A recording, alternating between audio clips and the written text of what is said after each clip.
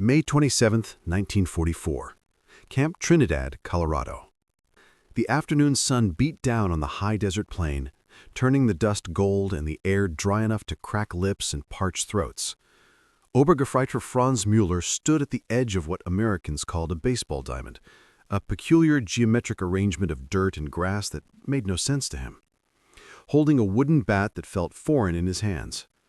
An American sergeant named Jack Morrison stood 10 feet away, tossing a leather ball up and down casually, grinning like this was the most normal thing in the world.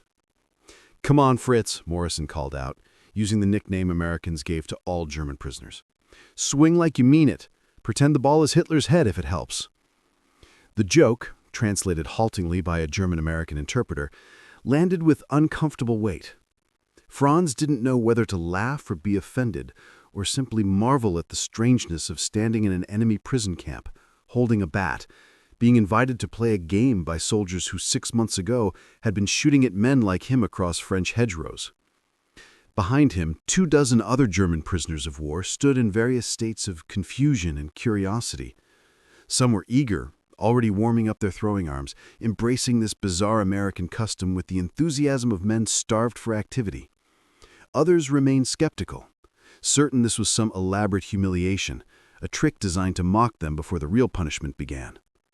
Franz himself existed in the uncertain space between, wanting to believe that this invitation was genuine, but unable to reconcile genuine kindness from enemies with everything he had been taught about Americans, about war, about the unbridgeable gulf that was supposed to exist between victor and vanquished.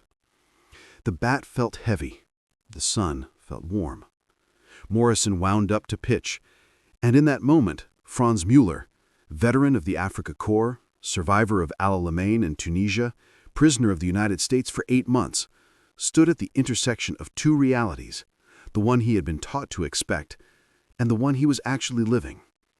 The collision between those realities had been building since his capture, but this moment, this absurd, impossible invitation to play a child's game with the soldiers who had defeated him, would become the fulcrum on which his entire understanding of the world would pivot. This is the story of how a baseball game in the Colorado desert shattered Nazi ideology more completely than any battlefield defeat ever could.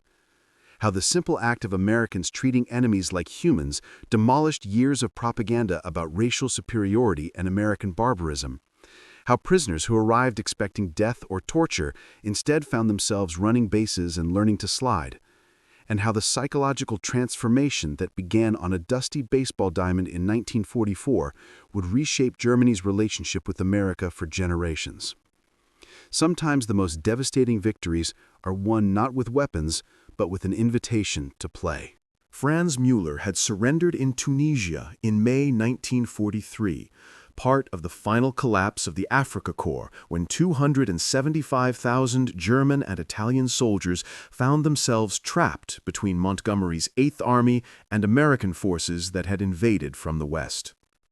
For 3 years he had served in North Africa, endured the desert heat and the British artillery, believed in the ultimate victory that German officers promised, even as supply lines collapsed and Rommel himself fled back to Europe.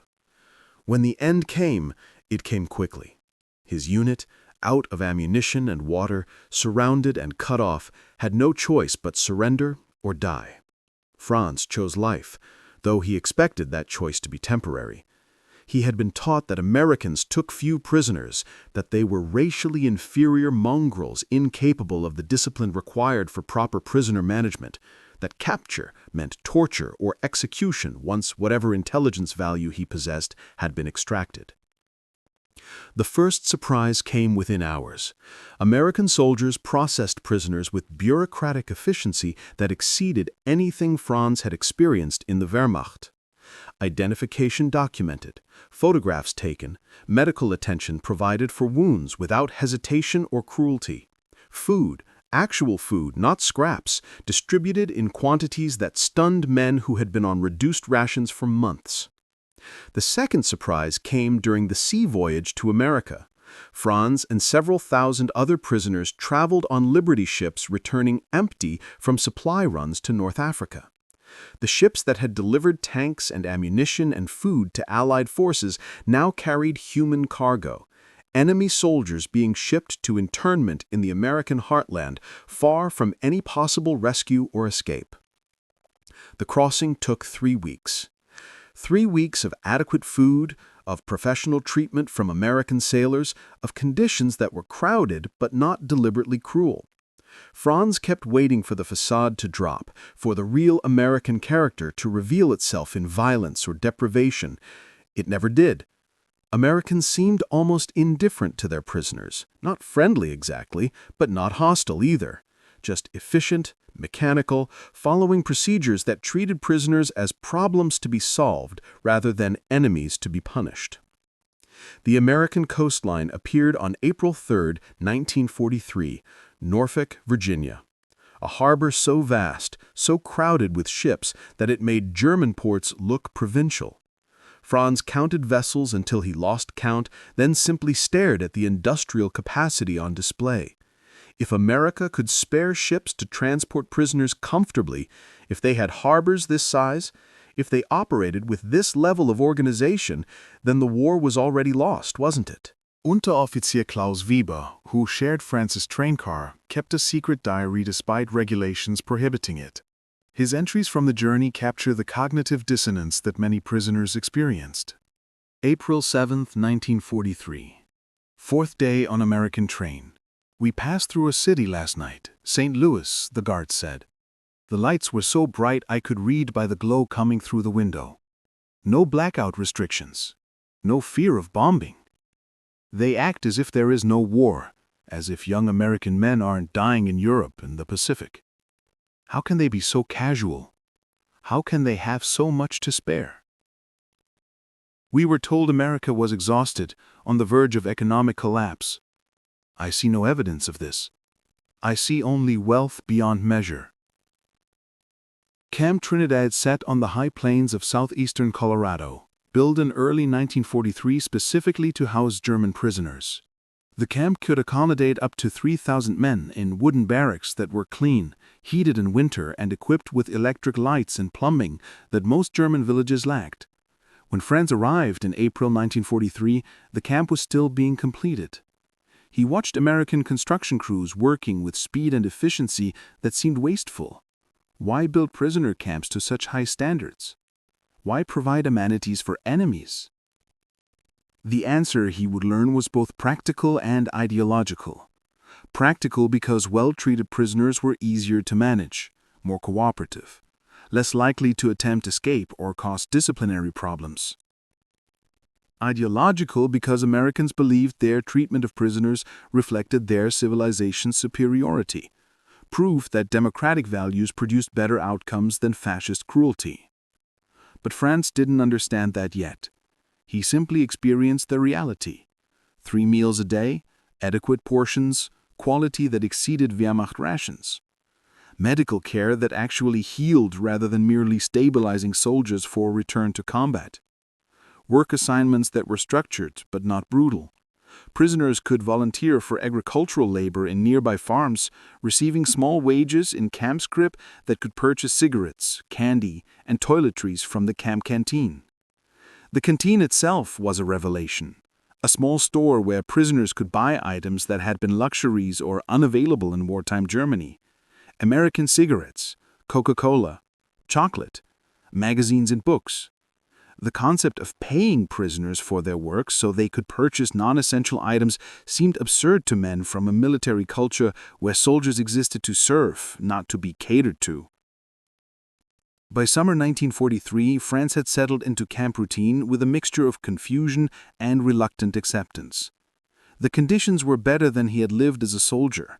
The food was more abundant. The work was less dangerous than combat. The Americans were professional rather than cruel. Everything contradicted what he had been taught about American character and capability. But what truly began to break his certainty wasn't material comfort. That could be explained as American decadence or propaganda designed to soften prisoners for interrogation. What broke his certainty was something more subtle and more powerful. Americans treating prisoners like humans rather than subhumans. guards who shared cigarettes during work breaks, medical staff who treated prisoners with the same care they gave American soldiers, camp administrators who responded to legitimate complaints about conditions. The small daily interactions that communicated respect rather than contempt. And then, in May 1944, came the invitation that would crystallize everything Franz had been struggling to understand about Americans and about the war he had fought. The announcement appeared on the camp bulletin board on May 22, 1944, written in German, translated by one of the camp's German-American staff. Baseball game, Saturday, May 27th, 2 p.m. American Guards versus German prisoners. Teams will be mixed. Some Americans will play with prisoners, some prisoners with Americans. All prisoners welcome to play or watch. Equipment provided. Refreshments provided. Attendance optional but encouraged. Franz read it 3 times, trying to understand the trap. A game? A mixed game where Americans and Germans would play together on the same teams against each other?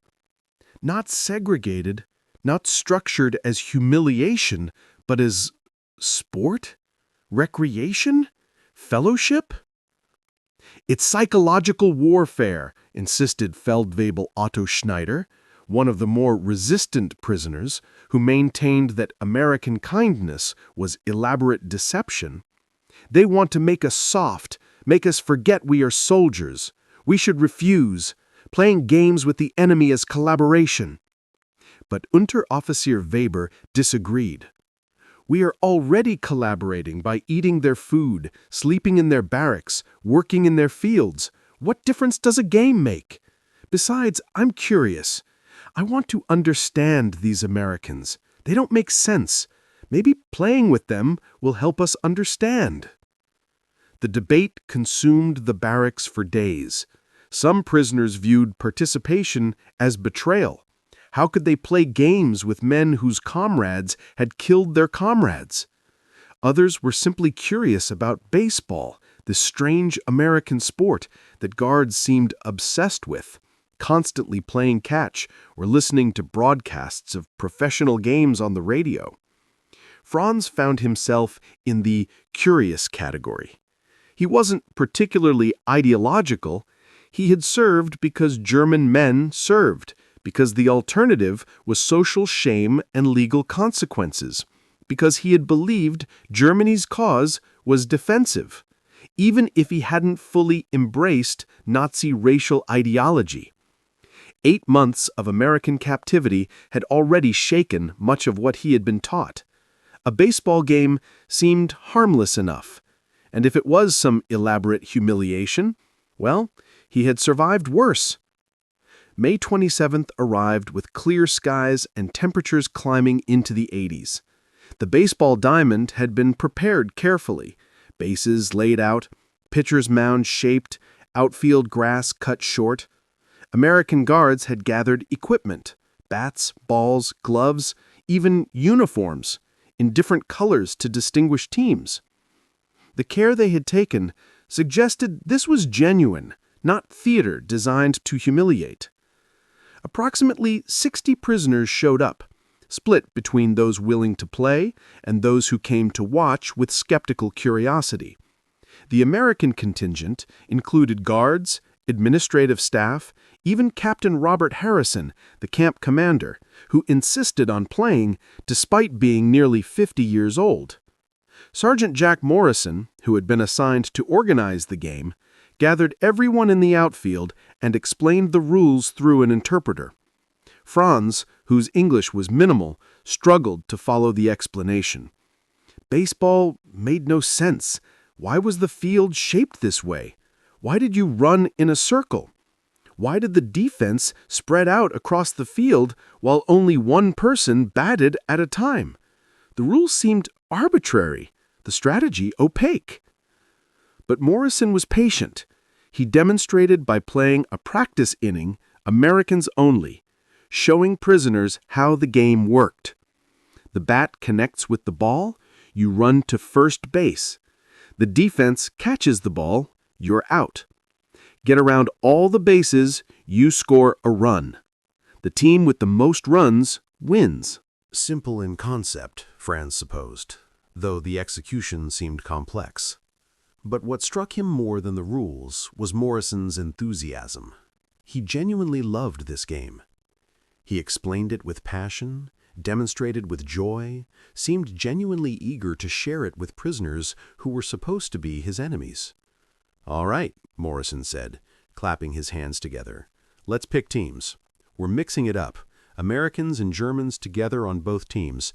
This isn't Americans versus Germans. This is, well, it's just baseball. Let's play." The team selection was casual, almost random. Morrison picked players by pointing. You, you, alternating between Americans and Germans without apparent thought for nationality. France found himself on Morrison's team, along with 3 other German prisoners and 4 American guards. The opposing team was similarly mixed. France was assigned to right field, a position Morrison said was easy for beginners. Not much happens out there usually. He was given a glove, an enormous leather contraption that felt awkward on his hand, and told to catch any balls that came his way and throw them back to the infield. The game began.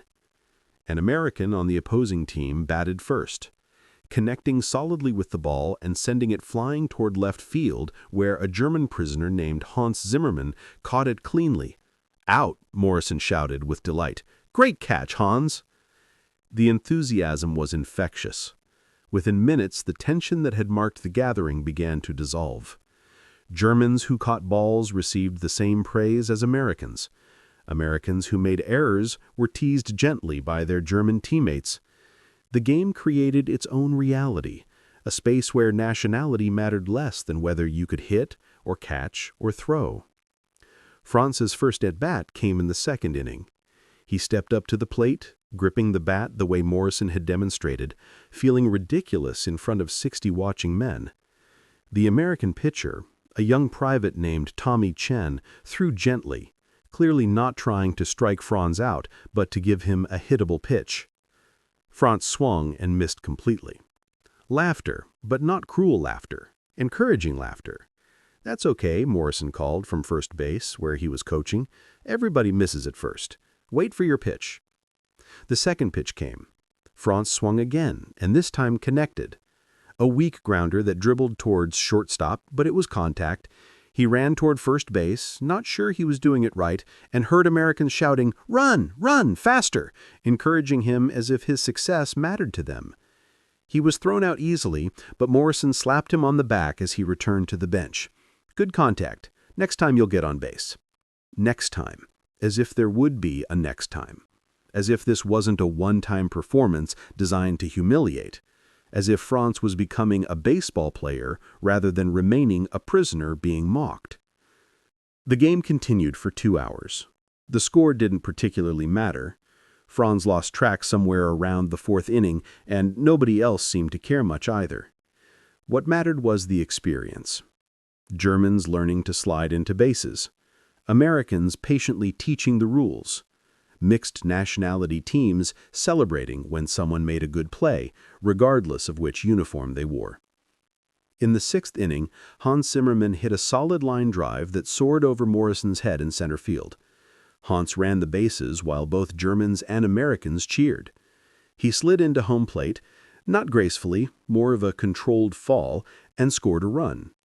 Morrison laughed and helped him up, and for a moment they stood there, American sergeant and German prisoner, both dusty and sweating and genuinely happy about a run scored in a meaningless game in a prison camp in Colorado. France, watching from right field, felt something shift inside him. This wasn't deception. This wasn't psychological warfare. This was simply Americans being Americans, playing a game they loved, sharing it with others regardless of those others' nationality or allegiance. finding joy in sport that transcended the war that had brought them together. And the propaganda that had shaped his understanding of Americans had described them as racially inferior, as culturally primitive, as lacking the discipline and martial spirit that made Germans superior. But these Americans didn't seem inferior. They seemed confident, secure enough in their own strength that they could treat prisoners with casual friendliness, comfortable enough with their own civilization that they could share it without fear that exposure would somehow weaken them. And perhaps most devastating to Franz's certainty, they were good at things Germans weren't. Baseball required coordination, strategy, teamwork, physical skill. And Americans played it with an ease that suggested deep cultural roots, that this game reflected something essential about their society. And they were teaching it to Germans not as conquerors forcing their culture on defeated enemies, but as friends sharing something they loved. The game ended as the sun began dropping toward the western mountains. Morrison's team won by a score that nobody could quite agree on. Maybe 12-8, maybe 14-9. Did that run in the fifth inning count? It didn't matter. What mattered was that for 2 hours, Franz had been a baseball player rather than a prisoner. For 2 hours, he had been part of a team that included Americans and Germans working together toward a common goal. For 2 hours, the war had stopped existing. As players gathered equipment and prepared to return to barracks, Morrison approached Franz. "You did good out there," he said through the interpreter. "Couple more games and you'll be a real player. We do this every few weeks if you want to play again." Franz found himself nodding before he fully processed the invitation. Yes, he wanted to play again. Not because he understood baseball or particularly enjoyed it yet, but because he wanted more of this. More of the strange American capacity to treat enemies like potential friends. More of the casual equality that had marked the game. More of the feeling that maybe, just maybe, the world was more complex than the propaganda had suggested. That night, lying in his bunk, Franz thought about the game and about everything it represented. Americans had defeated Germany in North Africa. They were defeating Germany in Italy. They would soon invade France and begin the liberation of Europe. They were winning the war through superior industrial capacity, better logistics, overwhelming material advantage. But they were also winning something more subtle and more permanent. They were winning the battle for German soldiers' understanding of what America was and what Americans valued. Every well-prepared meal, every medical treatment given without hesitation, every interaction where Americans treated prisoners with basic dignity, and now a baseball game where Americans invited Germans to play, taught the rules patiently, celebrated German successes, and shared something they loved without fear or contempt. Franz didn't have the vocabulary yet to articulate what he was experiencing, but he understood in some inchoate way that he was witnessing American civilization at its best. Pragmatic, confident, generous in victory, willing to extend basic humanity even to those who had been trying to kill them months earlier. And that witness would change him in ways that battlefield defeat never could. The baseball games at Camp Trinidad became regular events through the summer of 1944. Every 2 or 3 weeks, weather permitting, the diamond would be prepared and prisoners invited to play. Participation grew steadily. That first game in May had drawn 60 prisoners. By July, over 100 regularly attended, split between players and spectators who had developed genuine interest in this peculiar American sport. Franz became a regular player. He wasn't particularly talented. His batting average remained mediocre, his fielding adequate but not exceptional. But he showed up consistently, and Morrison seemed to appreciate that. "Baseball's about showing up," Morrison told him once. "You don't have to be great. You just have to keep playing." The aphorism seemed to contain something quintessentially American, though Franz couldn't quite articulate what. Americans valued persistence over perfection, effort over natural talent, showing up consistently over occasional brilliance. It was different from German military culture, which emphasized hierarchy, precision, doing things correctly or not at all. Through baseball, Franz began learning English more effectively than any formal instruction. The vocabulary of the game, strike, ball, out, safe, home run, double play, these words entered his lexicon naturally, but more than vocabulary, he learned American casual speech patterns. The way Americans joked and teased and encouraged, the way they communicated without rigid formality. He learned that Americans called easy catches can of corn and difficult plays tough beans. He learned that mistakes were met with encouragement rather than harsh criticism. Shake it off, Morrison would say when someone made an error. Next play. He learned that Americans valued individuals expressing themselves even within team structures. Players could argue with umpires, could question calls, could show personality rather than submitting to absolute authority. Every aspect of baseball culture seemed to reveal something about American civilization that contradicted Nazi propaganda. The propaganda had insisted Americans were weak, undisciplined, incapable of the martial virtues that made Germans superior. But Americans playing baseball demonstrated discipline, teamwork, strategic thinking, and physical prowess. They just expressed those qualities differently than Germans, through a democratic culture that valued individual expression within collective endeavor. By August 1944, Franz had developed something approaching friendship with several American guards. Not deep intimacy, the power imbalance and language barriers prevented that, but genuine rapport. Morrison would sometimes sit with Franz after games, teaching him baseball history through the interpreter, explaining the legends of Babe Ruth and Lou Gehrig, describing the rivalry between the Yankees and the Red Sox with passion that suggested sports mattered deeply to American identity. "Baseball is America," Morrison said once, struggling to articulate something he felt rather than logically understood. "It's about everybody getting a chance. 9 innings, you might be down 8 runs, but you still get your at-bats. Doesn't matter where you come from or who your father is, you step up to the plate, you get your pitch. That's the American dream right there on the diamond." Franz, whose English had improved enough to follow most of this, found the metaphor both fascinating and slightly absurd. A game as national metaphor? Germans didn't think that way about sports. Sports were recreation or physical training, not philosophical statements about society's values.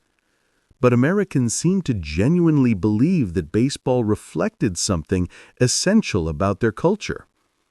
And watching them play, watching how they organized the game and interacted during it, Franz began to see what they meant. Baseball was democratic in its structure. Everyone batted, everyone fielded, roles rotated, individual performance mattered, but existed within team context. Baseball was optimistic in its rhythm, no game clock, you played until the end. Trailing teams always had a chance for comeback. Baseball was individualistic but communal. The batter stood alone, but represented the team. Personal achievement served collective goal. These weren't necessarily better values than German values, Franz tried to tell himself, just different. But he couldn't quite sustain that equivalence anymore, because he kept comparing his treatment in American captivity to what he knew about how Germany treated prisoners, and the comparison was damning. He knew, everyone knew, though officially acknowledging it was dangerous, that Germany treated Soviet prisoners with systematic cruelty, starvation, exposure, forced labor unto death. The racial ideology that undergirded Nazi philosophy meant that Slavic prisoners were Untermensch, subhumans who didn't deserve Geneva Convention protections. He knew that Allied prisoners in German camps fared better than Soviet prisoners, but still suffered from inadequate food, poor medical care, harsh punishments for minor infractions. German military culture emphasized that prisoners were defeated enemies who had forfeited rights through surrender, that showing them mercy was weakness. And here he was, a German prisoner in American hands, playing baseball with his captors, eating better than he had eaten as a soldier, receiving medical care that exceeded what German military hospitals provided their own wounded. The contrast was not subtle. It was overwhelming. Unteroffizier Weber articulated what many prisoners were thinking in a diary entry from August 1944. Today, I played baseball and hit what Morrison called a double. I reached second base safely. Americans cheered for me. Americans, our enemies, the men whose comrades we were killing in France, and they cheered because I hit a ball well. I cannot reconcile this with what we were taught about American character. I cannot reconcile kind treatment from enemies with cruelty from our own officers toward us when we served. Something is fundamentally wrong with what we believed about the world. I don't know what to do with this recognition except to keep living with it, keep processing it, and try to understand what it means for Germany that we built our ideology on lies. The psychological transformation occurring among Camp Trinidad prisoners wasn't universal. Some remained resistant, clinging to Nazi ideology, or at minimum to German nationalism that couldn't accept that enemies might be decent people. These prisoners boycotted the baseball games, criticized those who participated, maintained that fraternizing with Americans was collaboration. But they were becoming a minority. Most prisoners, confronted daily with evidence that contradicted propaganda, began the painful process of ideological collapse. They didn't become Americans or embrace American values uncritically, but they recognized that Germans had been lied to about American character, American society, American military capability. And once you recognize one set of lies, you begin questioning everything else you were taught. The D-Day invasion in June 1944 brought news that devastated any remaining German hopes for victory. Prisoners gathered around radios broadcasting news of Allied landings in Normandy, the beginning of Western Europe's liberation. Some prisoners celebrated privately. They were ready for the war to end, ready to go home, ready for Germany to surrender and begin rebuilding. Others mourned, recognizing that Germany's defeat was now inevitable and total. Franz felt neither celebration nor mourning. He felt only a kind of exhausted recognition that he had wasted years of his life serving a cause that was both losing and morally corrupt. He couldn't get those years back, couldn't undo his participation in the Wehrmacht, couldn't change that he fought for Nazi Germany, even if he personally had rejected much of Nazi ideology. What he could do was learn from Americans, learn how a civilization organized itself to produce both military power and individual dignity. Learn how a society could be strong without being cruel, disciplined without being authoritarian, unified without demanding absolute conformity. Baseball became his classroom. Not because baseball itself taught these lessons, but because baseball was the vehicle through which Americans demonstrated their values in action. The way they organized the game, the way they treated players regardless of skill level, the way they found joy in sport even during wartime, all of it reflected something deeper about American culture that Franz wanted to understand. September 1944. The baseball season at Camp Trinidad was ending as autumn approached and temperatures began dropping. Morrison announced that there would be one final game before winter made outdoor sports impractical. This game would be special, he said, a tournament format with prizes for the winning team, extra canteen privileges, better work assignments, and bragging rights. The announcement generated excitement among prisoners who had developed genuine competitive enthusiasm for baseball. Teams formed, practiced during free time, developed strategies. Franz found himself on a team that was mixed American-German, captained by Morrison, facing off against another mixed team in what would be a best-of-3 series played over consecutive Saturdays. The first game occurred on September 9th. The level of play had improved dramatically since May. Germans who had started as novices now demonstrated competence. They understood the rules intuitively, executed plays with increasing skill, had developed the muscle memory that separated casual players from actual athletes. Franz, batting fourth in the lineup, hit what Morrison enthusiastically called a stand-up double, a line drive to right center field that allowed him to reach second base safely. His teammate, an American guard named Jimmy Sullivan, drove him home with a single, and Franz scored a run while both Americans and Germans on his team celebrated. The moment crystallized something for Franz. He had scored a run in a meaningless prison camp baseball game, and his team had celebrated. Not celebrated him specifically, but celebrated the shared achievement, the advancement toward victory that benefited everyone regardless of nationality. In that moment, nationality didn't matter. Only the team mattered. Only the game mattered. And wasn't that exactly what Americans meant when they talked about their values? That individuals from different backgrounds could work together toward common goals? That unity didn't require uniformity? That teams could be strong even when, maybe especially when, members brought different skills and perspectives? Franz's team won the first game 9-7. The second game, played on September 16th, went to the opposing team 11-8. The deciding third game was scheduled for September 23rd, and the camp buzzed with anticipation. Prisoners who normally showed no interest in sports found themselves invested in the outcome. The baseball tournament had become the most exciting thing happening in Camp Trinidad, more engaging than work assignments or mail from home or news about the war's progress. September 23rd arrived with clear skies and perfect baseball weather. The stands, simple wooden benches that prisoners had constructed during leisure time, were packed with spectators. Nearly 300 prisoners attended, along with most of the camp's American staff. Captain Harrison threw out the ceremonial first pitch, a gesture that made everyone laugh when the ball sailed over the catcher's head into the backstop. The game was close throughout.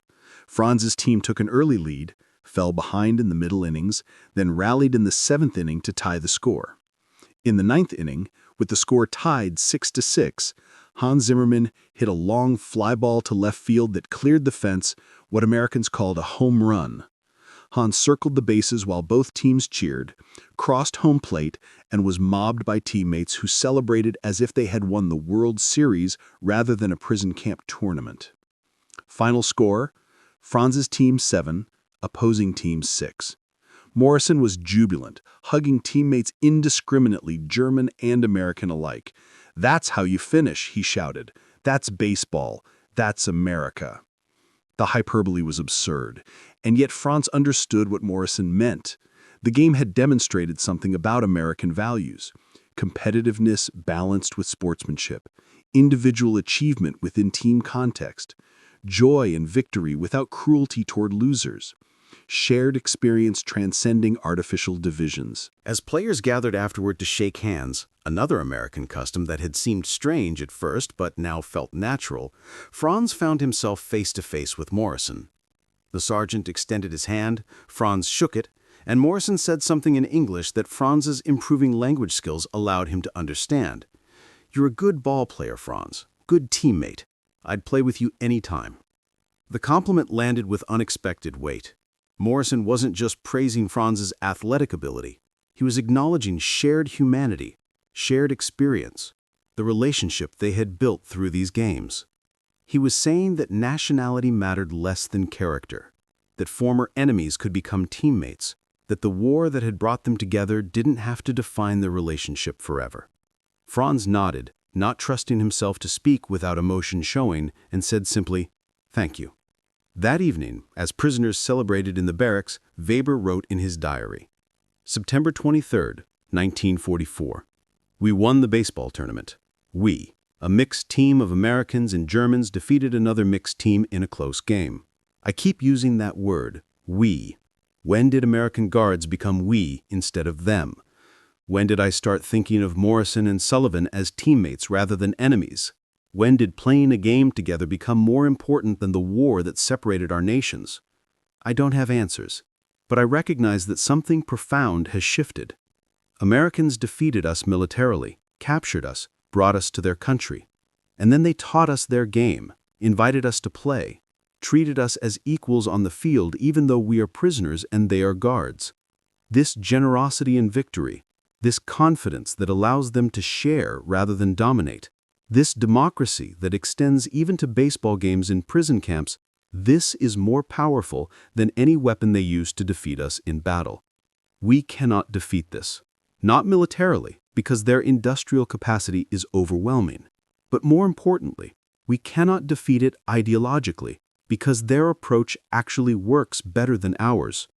They build stronger teams by respecting individuals. They create more loyalty by giving freedom. They win more effectively by treating even enemies with dignity. I was fighting for the wrong side. We all were. And these baseball games proved it more convincingly than any battlefield defeat ever could. The baseball season ended in September 1944. Winter came to the Colorado Plains, bringing snow and cold that made outdoor sports impractical. But the psychological transformation that baseball had catalyzed continued through the winter months and into the following spring. Franz Müller and thousands of other German prisoners in camps across America experienced systematic re-education, not through coercion or propaganda, but through exposure to American culture and values. They worked on American farms and saw agricultural productivity that made German farming look medieval. They attended English classes where American teachers treated them as students rather than enemies. They watched American films that showed a complex, self-critical society comfortable acknowledging its own flaws. They interacted daily with Americans who demonstrated that democracy, diversity, and individual freedom produced prosperity rather than weakness. And in camps where baseball was played, they learned American values through sport. Competition balanced with fairness. Individual achievement serving team goals. Respect for rules and umpires even when calls went against you. Joy in playing regardless of outcome. The democratic principle that everyone gets to bat, everyone gets their chance, success depends on skill and effort rather than birth or rank. Franz returned to Germany in 1946, part of the final wave of repatriations after the war ended. He returned to a nation destroyed, divided, occupied by four powers, beginning the long process of reconstruction and denazification. He found his family alive but impoverished, his hometown damaged but standing, his country physically and psychologically devastated.